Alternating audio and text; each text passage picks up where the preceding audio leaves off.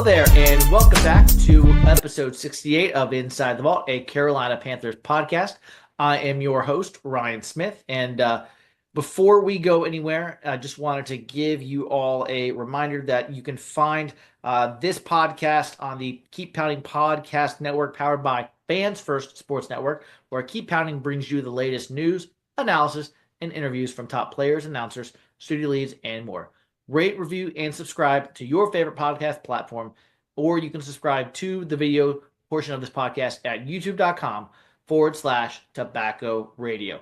Well, my guest today, a repeat Panthers content guy on the Inside the Vault, Mr. Alex Bryant, coming from his lovely home in the New York area. Alex, we are post-draft, and Carolina Panthers, I'm just going to be honest, they crushed it. I mean, this is night and day from Fitterer and Marty Herney drafts. I mean, you know, A minus was my grade unofficially for this draft. I had, and I'll explain why I didn't think it was an A plus. But what are your overall thoughts on this draft? Do you have a grade that you give the overall draft? Thoughts on the draft to get started? Yeah, I think there's a lot of different ways to approach the draft. So I'm not a guy that does like Ricky did a whole draft guide, right? There are a lot of guys out there that have their favorite players, that rank their players, that do all this in-depth analysis on scouting. I'm not that good at that, so it's always kind of like yeah, it's always like a wait and see for me. But what I always keep telling people is do what good teams do, and like last year I was like kind of upset because we're the team that trades up for Jonathan Brooks off the torn ACL. Like we were the team that was drafting a linebacker when the run of linebackers already happened. Like that kind of thing like made me kind of annoyed. But I just did an episode about this on my podcast. We not only pick the positions in the area that good teams pick positions, Yeah. but we started the run of those positions. So we were the first team to pick a wide receiver. Every other wide receiver taken in the first 3 rounds were taken by a playoff team, or they were taken by a team that now is coached by Pete Carroll, Mike Vrabel, or um, uh, uh, Ben Johnson, Yeah. or Cohen if you count Travis Hunter. Yeah. Like no teams that missed the playoffs were drafting wide receivers. So it already tells us that drafting a wide receiver in the first round was smart. And it makes a lot of sense because you talk about supply and demand. If it's a deep edge class, then the supply of edge, you can get them later. The demand of wide receiver is going to be earlier because it's a smaller wide receiver class. And then not only that, the same thing can be said about edge. If you want to know more, you can watch my episode. I don't want to take up too much time on your show. But when we traded up, we traded right in front of teams that took edges. And like, look at like the difference between. I'm just going to tell you the edge that where we picked Scorton. Next one was Oladeo. Like the grades that people had between Scorton and Oladeo were humongous. So we got to assume that that Scorton was going to be that pick. So we traded up in the perfect spot. And then when we traded up for Princely, it was right before Birch. The difference between Princely and Birch on most people's draft boards was a huge difference. So we got our guys. We traded up in the exact right spot. When we traded up the first time, we kept the same number of picks. We only lost one pick in the trade up that time. I just think that the process was so elite. Yep. And 2 years in a row, what I really like about the Panthers is they treat the draft as if it's 8, 9, 10 rounds, because they know that they have targets for their unrestricted free agents, and they get solid guys, and they give them guaranteed money, which is something that I think not a lot of teams are doing. But man, getting guys like Condra, like George, like Reed, as far as cornerback, getting Fitzgerald, the kicker, like it's almost like the draft's 11 rounds for the Panthers now. That's why I would give it an A plus, because you're getting a multitude. Like you could have 10 rookies make the 53-man roster this year. It's unbelievable. And I never thought I would be saying this about the Panthers. Like I've been one of the biggest critics about Carolina up until about 2 months ago, until I started seeing their process. And man, they are. We have a top 10 front office right now, in my opinion. And Brant Tillis is a big part of that. I know people want to give Dan Morgan and Dave Canales their flowers, and well deserved. But Brant Tillis coming from Kansas City was an absolute game changer for the Carolina Panthers, and I think people don't give him enough credit, which I'm sure he doesn't care. But it was a It great really move by doesn't the seem like it. genius move to get Brant Tillis over from the Kansas City Chiefs.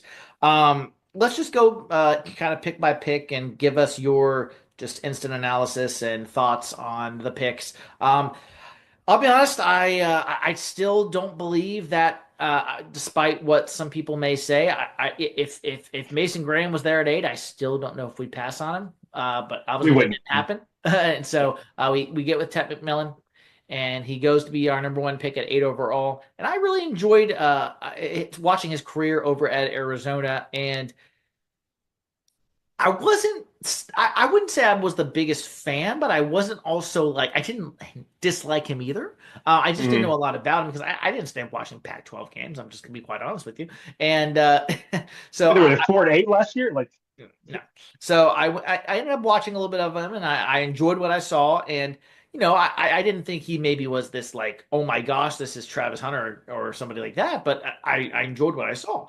He did torch Travis Hunter, by the way, a few times. And they'll get to replay that in Charlotte this year when we play the Jacksonville Jaguars coming up in 25 season. So I enjoyed Ted McMillan. I thought he was a good pick. A little bit early in my opinion for pick 8, but they made the pick, and I'm going to trust the front office. And I thought it was a good pick. yep. So it sounds like you were all over McMillan at 8, though.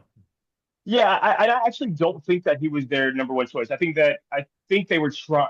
I don't think. I know that they were trying to get vet free agents. Um, and they all kind of make sense. So if you think about T. Higgins, say that T. Higgins was our guy. Think about short quarterbacks in general, like just in general, the short quarterbacks and when they started taking off. Russell Wilson started being let Russ cook when 6'7" Jimmy Graham was traded there. And then he took off again when he got DK Metcalf. Kyler Murray became Kyler when he got 6'3", 6'4" DeAndre Hopkins. So these big catch radius guys. Think about Drew Brees. He had Jimmy Graham, Jimmy and then he Graham, had yeah. Michael Thomas, and like these big long catch radius guys that I can get you your timing, I can get you on the money, but as long as you're long enough to, because I'm going to throw high most of the times. Because Yeah, why? I'm going to have right. a big lineman in me, and I'm short, so you got to throw. Yeah. You're just going to miss high, right? So like Baker became Baker when he got Mike Evans. So it all intellectually makes sense to get him this large X catch radius guy because they always work with shorter quarterbacks. Even if you think of Johnny Manziel when he was in college, I think he had Mike Evans. So I love that they got him a true long catch radius guy because XL is a body catch guy. Like he doesn't catch with his hand. Like so, just giving him this big window, being able to like, so I don't have to like, And as a short put in the quarterback, he bread can throw backers. it down the field, and he'll jump ball those contested catches. Absolutely, Correct. give him that big target down the field, like you said. Um, Yeah. So Absolutely. I love that we're getting that type of pick for him, and it doesn't look like that it was that early because I think that from what I saw, what I've read, Albert Breer said that people were interested in moving up for Ted, whether it was the Rams, whether it was the Right. Cowboys, whether like people were like trying to Oh move up yeah, for oh yeah, and this idea that he can't run routes is hilarious. But or I'm sorry, separate. Oh, sorry, he can run routes. Separate is hilarious. I mean, no one's gonna confuse him for Tyreek Hill, but no one is Tyreek Hill except for Tyreek Hill. So at the end of the day, it is what it is. I'm gonna combine Nick Scorton and Princely together rounds 2 at 51. We get Nick Scorton, former Texas A&M and Purdue Boilermaker defensive line, and then Princely Human Millen at edge from Ole Miss, also at the University of Florida as well. I really like both of these picks. I think this was a home run. This is when Dan crushed it, absolutely crushed it. There's rumors they might be moving on from Clowney here soon. We'll see if that actually happens. I'm fine either way, personally. And also rumors that we could be signing Julian Blackman here shortly. I think that's pretty. I think that's almost a done deal at this point. But we'll see what happens there. And I've also heard rumblings on Rasul Douglas on the cornerback position as well. So there's that coming to fruition too. But these two guys I thought were our best picks in the draft by far. They Dan told you just that. Yeah. crushed it. He absolutely Yeah. crushed these two picks, and I think these guys are both going to come away starting very quickly. One of them, maybe Skirton might back up one of them, maybe, but like at the whole, I think Princely will start right away, and Skirton I think is definitely going to get some playing time, especially in the um, run defense portion. But yeah, these two guys, I just can't say enough about how Dan was able to, like you said, with the trade ups, perfect timing to get these two guys exactly the two people that the Panthers were missing. They both bring different elements to the pass rush, especially Princely with his unique set of bend. Reminds me of Brian Burns a little bit coming out from that perspective. Um, Thoughts on these two guys? I know you alluded to the trade earlier, obviously, but those two guys specifically on day two. Yeah, I don't think we're saying anything different than anybody else is saying. I mean, you're right. Absolutely home runs. I appreciate that they knew when the next team was taking edge and they got him and they waited for the very precise moment to come up and get them. Like it really is unbelievable. Like it really, the fact that when they got him and they traded up for both of them, they traded up for good with good value in the trades. Like they traded up twice and they only lost one pick. It's fun, phenomenal. I think that's more the thing we should look at. Yes, the players. I mean, I can't think of. I haven't seen one Panther fan that would disagree with you about either one of those picks, and you said everything that I would say. So I think we just move on from there. Honestly, Yeah. great picks. The worst pick I thought was in round four, and I say worst like he was a bad player. That's not what I'm saying. People don't Mm, flip this. He was someone that I enjoyed watching as a Gator fan in college, and before he broke my heart and went to Georgia. But Trevor Etienne from the University of Georgia, and I get it with Rico Dowdle on a 1 year deal. Chuba Hubbard, not to be confused with the starter. Jonathan Brooks probably out for this coming season. So I get the pick. And actually, I think he's going to take Raheem Blackshear's spot, to be quite honest. I mm. think in the return game, he and Jimmy Horn Jr., which we'll talk about in a little bit, both, I think, competing for that returner spot. I like Trevor Etienne. He's a change of pace back guy on third down. I could see on short goal to go situations are kind of needed to move the chains a little bit. That sort of guy. But I wasn't thrilled about the pick initially, but the more I've studied it a little bit more, I do like him, and I think he'll be a good player for us. It may just not be right away.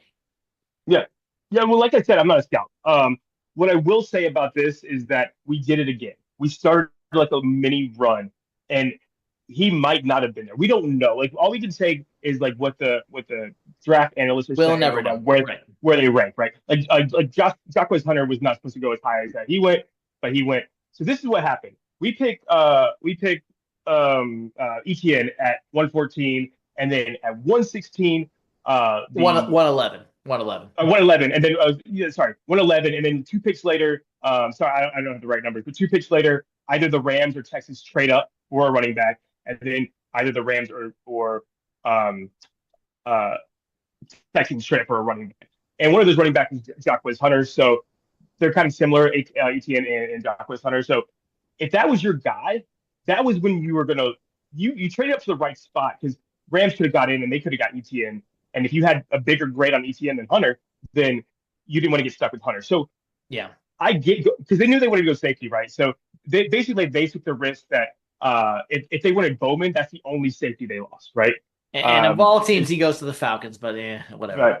But if they wanted Bowman, I don't know they wanted Bowman, but say they wanted Bowman. But they ended up getting a safety. I think it was a calculated risk to go ahead and go running back um before safety. But let me just talk about I'm a second child, right? I was a second child. They always are dogs. Always. They're always competitive. They always want to live up to their big brother or big sister. Like, look at all these guys that ended up going drafted lower than their older brothers. But like you're talking about TJ Watt became defensive player of the year, even though JJ Watt was there. You got James Cook, second year as a pro bowler, which is faster than Dalvin Cook was a pro bowler. Trayvon Diggs, second year as a pro bowler, faster than his brother was a pro bowler. Derek Carr, has a 10-year career in the NFL. David Carr was the number one pick. Like Eli Manning won 2 Super Bowls. Peyton was drafted for. Like there is this like certain element that I think that when you're looking for dogs, Mhm. like guys that are gonna just get everything because they don't want to live in their brother's shadow. Right. I like the idea of getting a a second kid, especially if you like him, and especially they knew they had to get him there because he wasn't going to be there at 122. Yeah. So I don't know about the pick itself because I'm not a scout, but with all that said, from the other perspective, I don't mind it. It's okay. Yeah. Yeah. And then at pick 122, Lathan Ransom from the Ohio State University safety, a ball hawker against the run. I think the old Rose Bowl. Um, James, the Oregon running back, just thumped him for a tackle for loss. Um, Guy who I think is definitely going to have a chance to start opposite Trayvon Morningwig for sure. Julian Blackman could be on his way, but we'll see there. But while he isn't super, fast, he is strong. He is quick. He's got good mobility, and I think he is solid against the run. And the Panthers weren't obviously that last year. So, and that's really the theme. If I could just kind of summarize this draft, Dan Yeah. Morgan said, "We are not going to suck against the run next year. And you are going to have, if you beat us by passing it down the field over guys not named JC Horn, congratulations. Good job." Outside Mm-hmm. of that, it's very clear. And then round five, Cam Jackson from Florida. This guy is a huge man. Now I am a Gator fan, so I know Desmond Watson, who went to the Bucks as an undrafted free agent. That man is on another level than Cam Jackson is. But if you don't know Mr. Desmond Watson for the Tampa Bay Bucks from the University of Florida, go look him up. That boy is very huge. 420 pounds. Oh gosh, something along on that nature. But Cam Jackson is 6'6", 328, massive human being that I enjoy watching at the University of Florida. I think he's going to be very underrated for the Panthers. In round five, he was supposed to go in round four, I believe. So we got a good value for him. I personally want him as a Gator fan, not to be biased. I really like Cam Jackson. I think that top 30 visit that the Panthers made with him was a key to him getting selected, I believe. And then the second half Mm-hmm. of the season for the Gators, he kind of came on. And I think that's Mm-hmm. what kind of led him being in his draft position that he ended up being on, and then taking some of these top 30 visits like the Panthers, and then obviously the Panthers, ended up drafting him. So I really like Cam Jackson, Latham Ransom, the thumper at safety. And then just to kind of round it out here, Mitchell Evans from Notre Dame, adding Tommy Trimble to another tight end from Notre Dame, as we already have with Trimble. Uh, I'm fine with Mitchell Evans. He's a big body, good target, if nothing else, for Bryce Young, good blocker as well. Um, he only had 3 touchdown catches, but hey, Tommy Trimble didn't come away with a lot of touchdown catches either in his rookie year, and he started doing that pretty well almost right away. Not necessarily touchdown catches, but kind of down the field and chain moving. And then Jimmy Horn Jr. I love Jimmy Horn Jr. I am a fan of this man. He was at Colorado. He can play running back. He can play receiver. He could be a returner. He is a guy who just adds speed in the slot, speed, something our wide receiver corps desperately needs. And he is a dog, as you like to say, Jimmy Horn Jr. And so, yeah, those are the rest of our draft picks for those who may not be who forgot all the players that we selected. So, your thoughts on the rest of this on the class, and then we'll get into the undrafted free agents, UDFA's, and then kind of some predictions and things down the road. Yeah, for those like I've been tweeted about this. Like I called that we were drafting safety, tight end, and running back because Dan Morgan told us he loves that part of the draft. He kind of basically said I'm drafting these positions, and he said he loved the depth of it. So I knew those were going to be day three picks. With Cam, I think everything Mike K brings this up, and I think it needs to be talked about more. What we're doing is we really are on multiple timelines. And because our so Bobby Brown is what mid 20s. We don't have that like big body that can develop underneath him. So if you say that Ransom's going to play under Morg, he's going to learn from him. Morg's in his mid 20s. We have a younger guy underneath him. We have a younger guy now under Bobby Brown. With now we have Tet. Tet is 21. Then you have 23-year-old Coker, 24-year-old Leggett. 29-year-old Renfro and 35-year. Like you're on multiple timelines with that as well. Your offensive line, I don't need to go through all the players, but you understand what I'm saying. And then you add these also that you're adding guys that can be highly productive people. They have that upside. Evans is the guy. He tore his ACL this year, and so he was coming back from ACL tear. And usually, your first year back, it's kind of a tough road back. But the year before, if he would have come out that year and didn't tear his ACL, he's a day two player. So he's basically like Jonathan Brooks was, except with another season under his belt. I think that he was kind of flying under the radar, and I think it was a great pick. I think all these guys are great picks. They're all just such good upside players, and they're coming in not having to start, and they're coming in underneath guys that are proven players. Like and Evans, and you say the Evans Trimble connection. Yeah, exactly. It's great. They're automatically going to have camaraderie. Trimble's going to be the vet that's been there, done that. They're very similar players. I just think this is all fantastic work by the front office in Carolina, and and that's just not thinking about the players. It's just thinking about it because I'm not a scout, thinking about it Right. from an outside perspective. And I'm just going to read you off the UDFAs for those who may not have gotten to see all of the names, and just I'll give you your chance. I thought a few of them stood out. I don't know all these players admittedly, but I'll just give you the names, and you can tell me the ones that you think stuck out. Quarterback from UCLA, Ethan Garbers, could be in competition with Jack from Plummer from Louisville. That maybe for third quarterback. Okay. Kayron Lynch Adams, running back Michigan State. Jacoby George, wide receiver from Miami. That's the first one that stuck out to me. I think they gave him a massive signing bonus, so I think they clearly like him. Very well could be practice squad material. Moose Muhammad the third. Oh my goodness, a homecoming for our boys, boy Muhammad. From Texas A&M. Great to see Moose's son. Makes me feel a little old as a kid watching the Panthers. And I think he's a great practice squad candidate. Mike Tarquin, offensive tackle, Oklahoma. Luke Condra, guard, Cincinnati. Steven Losota, guard of Vanderbilt. I think some people also, liked Luke Condra from Cincinnati. I think Edgar was one of those. Tusivi Nomura, linebacker, Fresno State. Bam Martin Scott, linebacker, South Carolina. Corey Thornton, corner, Louisville. Mike Reed, corner, San Diego State.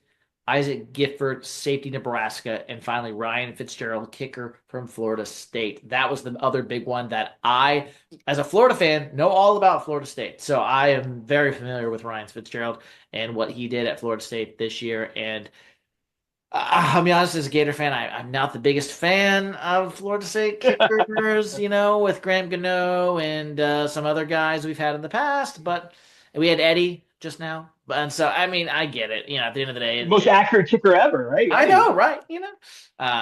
Anyway. But hey, if Ryan Fitzgerald can deliver what he did his junior and senior seasons at Florida State for the Carolina Panthers, we might have another Harrison Butker on their hands. Except, oh wait, we had him. That's okay. I'll stop there. We had him at one time too. But that's Oh I'll God. never forgive Marty Herney for that one. He's never gonna let that one down from me. Yeah, yeah, yeah.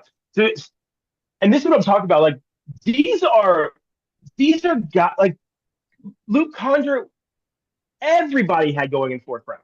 Like if you go to NFL draft profile, NFL does draft profiles, it'll probably say rounds 4 or 5, but it is bananas that he fell. Like it's insane. And then Fitzgerald, I think that was the one they were kind of praying about. They were like, don't get selected, don't get selected, don't get selected. Like that kind of thing. I think he makes the team easily. I think he's 13 for 13 and 5 for 5 from 50 plus. We can get a 50-yard plus field goal kicker. It's just and then they gave guaranteed money to both corners. And then I like both linebackers. And that's the thing that a lot of people have like problems with in the draft is that we didn't go corner and we didn't go linebacker. It's because they fell to the undrafted free agency. Like these guys are good. Like Zai Alexander for LSU, right? Uh, he was supposed to go in the fourth round and he fell. So all these corners fell and all these linebackers fell, and they knew that ahead of time. And it goes along with what I'm saying. It's just fantastic work by this front office. And then getting high upside guys like I'll loop Horn into this. Kobe Hudson and George. I don't think Muhammad's gonna. I don't think he's gonna make first cut. Honestly, I just don't think that he's good enough to be an NFL player. But man, all these guys, I like. I think that's what I'm saying. I think 10 rookies can make this team. Like, make the 53 man roster. We're going to have a ton of them that play. And I did forget Kobe Because of Hudson. Thank you from injuries. UCF. I did forget that name. Thank you. I Yeah. overlooked him. Oh, yeah. Um, I was just East Carolina, so I know all about UCF. yeah, yeah, yeah. Um, yeah, and so just kind of wrapping up with the draft and kind of going forward here as we approach OTAs and then eventually training camp and mini camp, all those down the line. What are you as a fan of the Panthers, as a creator, podcaster? What are you looking forward to most in 2025 for this team? I know that might be a generic question or maybe a very specific question. What are you most looking forward Mhm. to from this 2025 edition of Carolina? I mean, I think I think what we all should be realistically expecting is the Bryce breakout. I think the Bryce breakout is coming. I think you can look for, and I know a lot of people say we're going to run the football. Or well, Tampa Bay ran the football a lot with Canales. I think they ran the football 7 or 8 most, but Baker had like 4,500 yards passing. Yeah. And I think that and because we're going to be able to stop the run, we're going to have the ball more. So I think that the more possessions we have, the more time Bryce gets to feel the ball, the more time he's already worked with these receivers. You bring in a vet. I think Renfro's going to make the team. I don't know if you want to talk about Renfro. I think he's going to make the team. He's not Oh washed. yeah, yeah. He He was technically wasn't sick. an undrafted free agent, but he's like an undrafted free agent because he was Yeah, in the NFL last year. Yeah, that's right. Hunter Renfro, wide receiver, Las Vegas Raiders, now the Carolina Panthers after a year out of football. No, I think he'll be on the team. he was sick. Now, Yeah, yeah, he's 29. I mean, he's 6 years younger than Adam yeah, Thielen. He'll make the team. Absolutely. yeah. But If they keep six receivers, I think he'll be the sixth one. But I think he'll make it. yeah, he'll be situational. I don't know if you remember the playoffs with Jameson Crowder, like kind of had these like big time third downs. He'll be Yeah, that kind of guy. Like yeah. he'll be our big time third down, sure-handed dude that makes plays. But you know what? We're also gonna have we're gonna have big plays again. We've been missing this from this team for so long now. Like ever since DJ Moore caught that big Hail Mary, I haven't seen a huge play. I mean, I know Coker had a big play last year where he broke, where it was like a missed tackle basically, and he just got loose. That was kind of a broken play more than him making a play. But we're gonna have those again, and I think that's the excitement from this team. We're gonna run the ball well. Bryce is gonna have actual talented receivers that are like David Moore ain't making the team, in my opinion. And we're gonna be able to Not a stop the hot take. run, and we're not gonna stop the run. And we're gonna be able to stop the run. And I think that's what's killing us is that our defense is on the field for 40 minutes a game. So couldn't do anything. So Correct. I think that's what we should expect. We should expect that we're going to have a middle of the pack defense, but we're going to be able to stop the run. We're going to allow big plays, probably still. And but I think we're gonna be a 9-win team. I think we win. I've been saying that I think we win the division because I think that I think Tampa we will Bay's. definitely compete for it. I think Tampa Bay's going to regress to the mean as far as injuries because they've been relatively way too healthy lately, and they have way too many old players to be that healthy. But I think it's gonna be fun. I think the offense is gonna be fun. I think the defense is gonna be way better. But I don't think we should expect big things from the defense. I think we're talking about middle of the pack type defense. Yep, I completely agree there. I think top 15 would be great. It doesn't have to be anything, sexy based on they've had the last few years. Top 15, top 20 would be great. Absolutely great for the defense. And Ejiro Evero has some players now. He doesn't have an excuse now. He's got some players to work with, and he's got some of his guys that he drafted and some dogs that he can definitely bring along. And a guy like DJ Johnson, who didn't give us very much. That guy's finally, I think, maybe out the door. Um, Yeah, probably. anyway, yeah. Um, what was I saying? Yeah, well, you brought up a point I was trying to go circle back to, but um, Renfro, no, Bryce. Yeah, Bryce. So Bryce. we talk about Bryce, and I, okay. Yes, Bryce was number one overall pick. Yes, he got benched. Yes, CJ Stroud had a really good rookie year, And then he had a sophomore slump last year because the offensive line couldn't protect him, and Bryce kind of felt that his rookie year most of the time. So Yep. everyone's just assuming that CJ Stroud's going to come back this year and he's going to be really good, and and clearly he should have got number one overall. Blah blah blah. Well, what if Bryce comes out swinging and absolutely takes the league by storm? And I'm not saying Stroud's going to be bad. No, no, no. But like, what if he's just fine? He's like fine. Like, I mean, I'm just saying, people are still, the mainstream media especially is saying that, well, clearly we already, we know Stroud should have gone number one. Clearly, we know that, Bryce, whether he ends up being good, decent, whatever, just not a bust. Mm, Stroud clearly should have got. Well, it's year three for both of these guys. Very, very big year for both of these gentlemen, and I think the tides mm, could be turning against him, against CJ Stroud, versus Bryce Young in that comparison, if you will. After this sure. coming season, we'll see. But I definitely think Bryce has a chance to break out and do. And I agree with you. The 9 wins, competing for the division. And so my question to you is, let's say we don't win the division. Let's say we compete for that seventh seed in the NFC, and let's just say we get it. Who are we competing with, Atlanta, or are we competing with Tampa? I mean, New Orleans, we're not there. Tampa. Okay, all right. So No. you're still Falcons get a yeah. Tell Falcons. me about Atlanta. Why not? Why not Atlanta? Because I mean we saw who they are. First of all, this whole notion that Penix is automatically good. Dude, we saw this exact same thing with Desmond Ritter. Like Desmond Ritter came in the last 3 games and basically did exactly what Penix did. I don't know, but because Penix threw up 44 against or 38 against the defense that was averaging 38 points against, like, and we also had like our guys like this. It was the last game of the season, so we had a lot of guys sit that game as well. It's Right. just asinine to just automatically, and that's what's so crazy that you were talking about the C.J. Stroud thing about crowning him, when people crowned Carson Wentz over Jared Goff, and like look how that worked out. But like it happened. It's history always repeats itself. I think that it's we've seen the Falcons. We've seen who they are. We know who they are. We know the coaches. The best versions of themselves was last year because they were, I think, the healthiest team in the league last year.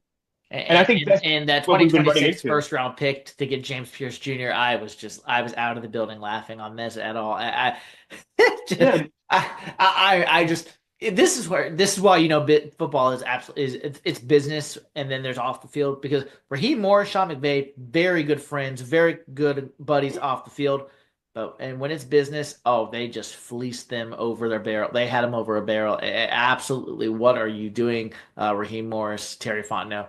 Uh, it's just a lot of teams had James Pierce Jr. off their board totally, due to the Mm-hmm. character stuff. And I will say this: there will be motivation from Jalen Walker and JPJ, James Pierce Jr., for the next 10 plus years, however long they remain in the league, to face the Okay. Carolina Panthers.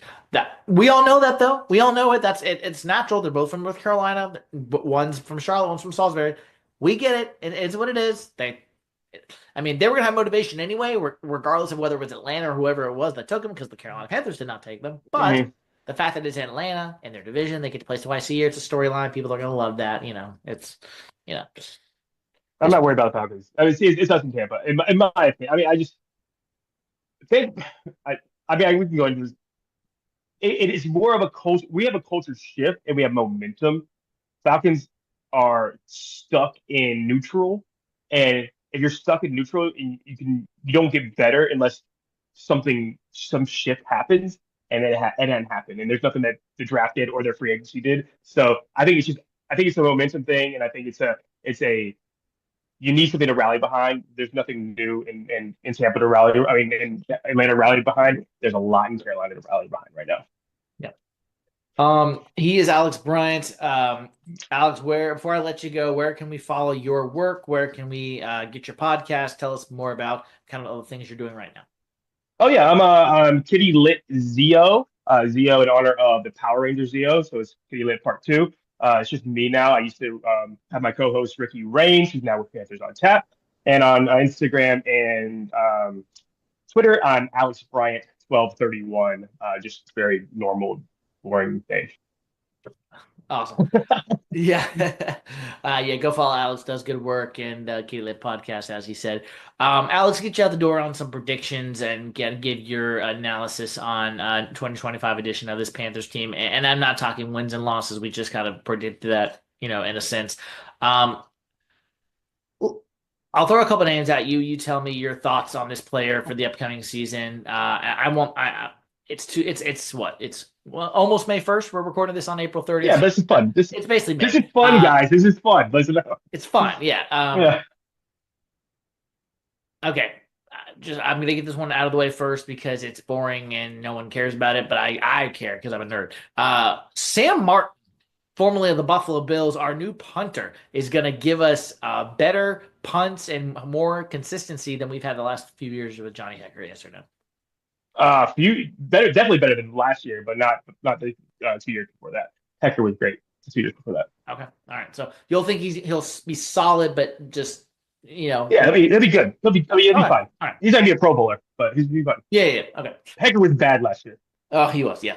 Ryan Fitzgerald, Florida State undrafted free agent, will not only be the Panthers kicker, he is going to be nails for this team, and he might even challenge to make Pro Bowl as a rookie. Yeah, I mean he'll be good though. He won't be trying. There's a reason you don't go and draft him. He will be. I'm trying to think of in a good prediction way. He'll make kicks when they matter, where Canaro did not. Okay, that's good. That's a good way to say it. Okay. Who on this defense? We'll say rookie first. What rookie is going to have the biggest impact on this defense in 2025? Princely, I like it. awesome. I like Yeah. it. What veteran? And you can Derek Brown, Jason Horn don't count. Let's say somebody else besides them. What veteran is going to take the biggest step in 2025, or we'll just say contribute more? Josie freaking Jewell. Watch out, man. Analytics say, man, when he's on the field, they're just such a better team. He dealt with injuries all year. If he's healthy, that dude is a stud. I like it. I like it. I did not expect you to go there. I Yeah. like it. I'm going to I say love. Mike Jackson. That's mine. I'm going to say Mike Yes. Jackson. Money Um, talks. We yeah, paid him. Yeah. They see something. yeah. He would have been Offensive. my second pick. No, you're good. Offensive. I almost said offensive line. Offensive side of the ball. What rookie will have the biggest impact on offense? Yeah. That's Okay, easy. I'm just making sure. Okay, all right. You could have said ETN or Horn. I don't know. I'm just no. I don't. Yeah, All that's right. What offensive player will take the biggest step in this coming year? it. Xavier Leggett. I like Xavier it. I Leggett, like and it. he's in the right role, and that's probably we're playing him in traditional X. He's going to be in his, and that's the thing that people are saying. Well, we have our number one. Yeah, but maybe, but you need somebody to. It's like Chris Godwin was freaking awesome with Dave Canales, coming off of ACL. Chris Godwin was over 1,000 yards, and he was amazing. But he needed Mike Evans to play Mike Evans' role for Godwin to play his role. Watch out for Leggett. Leggett's going to be fun. Leggett's going to. I would say he's going to have 2 plays over 50 yards for a touchdown this year. Awesome. He's going I'm to get gonna. his face, man, and he's going to be nice. That's awesome. That's a good one. I'm gonna say Jatavian Saunders. He is gonna be bounce back this year, and I know he had a couple games he missed with the injury with the scary neck injury, but I think he's gonna bounce back and be that good blanket for Bryce. It won't be Greg Olson. No one's gonna confuse him with Greg Olson. Yeah, But, yeah. just down the field. Target for Bryce, that big-bodied guy. Evans will come along slowly, the rookie from Notre Dame. Yeah, Tech coming in is going to make everyone, all shits are going to rise with that. Yeah, I agree with you. Sanders going to have a good year too. All right. Last one. Between Bryce Young, Dave Canales. Okay. All right. All right. This might be cheating a little bit. Dan Morgan cooked with this draft. Mhm. Is when in 2025, are we gonna say is it between Dan Morgan, Bryce Young, and Dave Canales at the end of the 2025 season? Are we gonna look back on and say he cooked the best meal out of every Bryce, Dave Canales, and Dan Morgan? Who are we gonna say cooked the best meal?